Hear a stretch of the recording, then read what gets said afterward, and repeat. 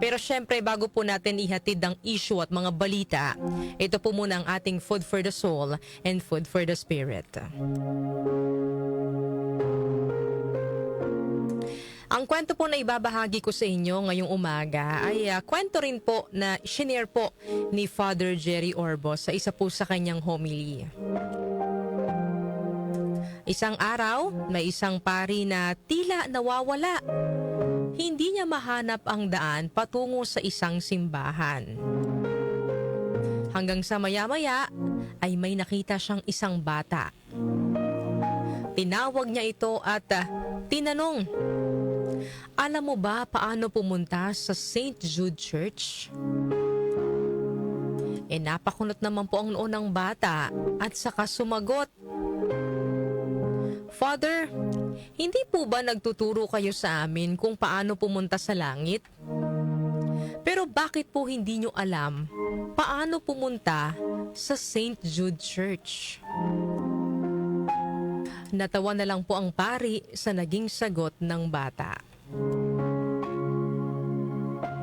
Pero kung kayo po ang tatanungin, mga kanyusik, alam nyo na po ba kung paano kayo makakapunta sa langit? Sabi nga po ni Father Jerry sa kanyang homily, "Turn right, take the road to righteousness." Sa buhay po natin, mga kanyusik, marami po tayong ma-encounter na palikulikong daan. May mga pagkakataon pang ang maliligaw tayo, no? Pero sabi nga po ni Father Jerry, lagi nating hanapin yung daan sa pagiging matuwid. Bilang tao, talagang exposed po tayo, no, sa iba't ibang temptations. Kaya isang malaking challenge po sa atin yung laging paggawa ng tama. Pero kung lagi po nating isa sa isip at isa sa puso yung ating pagmamahal at yung takot po natin sa Panginoon, makakaya po nating laging piliin ang paggawa ng tama. Mahirap, yes, dahil hindi naman po tayo perpekto, ika nga, tao lang po tayo, nagkakamali. Pero sa bawat pagkaligaw po natin ng landas, sa bawat maling daan na ating pong nililikuan, lagi naman po tayong may pagkakataon na bumalik at hanapin po yung tamang daan. Lagi po tayong binibigyan ng pagkakataon ng Panginoon para bumalik sa Kanya. Lagi niya po tayong inaakay sa tamang landas na dapat po nating tinatahak. Nasa sa atin na lang po yan, mga kanyusi, kung tayo ay makikinig, kung tayo ay magpapagabay sa Kanya, o magmamatigas tayo at pipiliin pa rin natin yung madaling daan na magdadala lang naman po sa atin sa kapahamakan.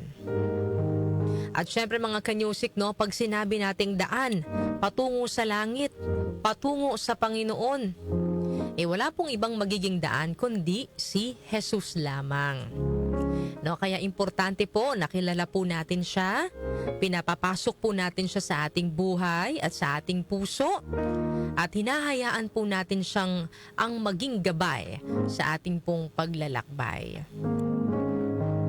Sabi nga po ni Jesus, mga kanyusik, sa John chapter 14 verse 6, "I am the way and the truth and the life.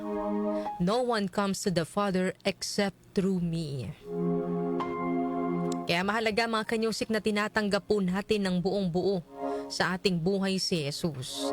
At bumuo tayo ng personal na relasyon sa Kanya. Dahil siya po ang tutulong sa ating gumawa ng matuwid, no? At sa Kanya pong paggabay, mas nagiging madali po para sa atin yung mamuhay ayon po sa kalooban ng Diyos.